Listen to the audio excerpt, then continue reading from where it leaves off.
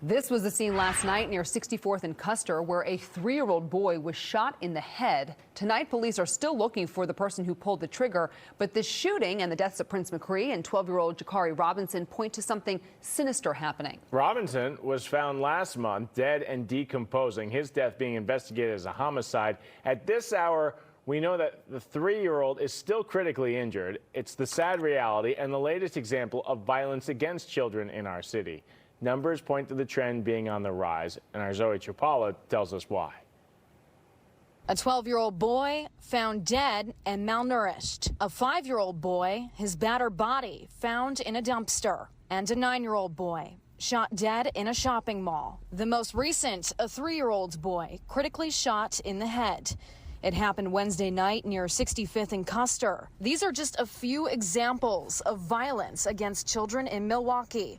A rising trend, according to data from the Homicide Review Commission. 16% of all homicide and shooting victims who survived this year in the city involved children under the age of 17. That compares to about 12% from last year and about 11% from the past 7 years.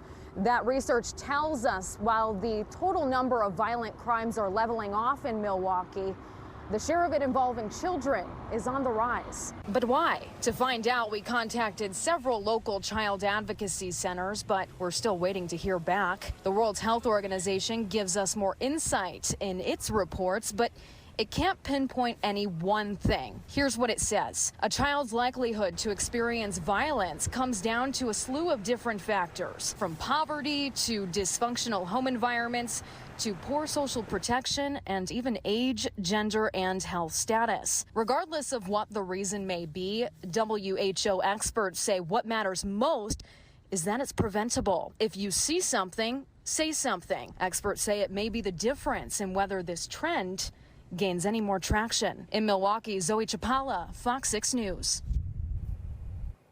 Police are still looking for the people who shot the young boy last night. At this hour, he remains in critical condition. They think one person involved knows the victim and the other does not.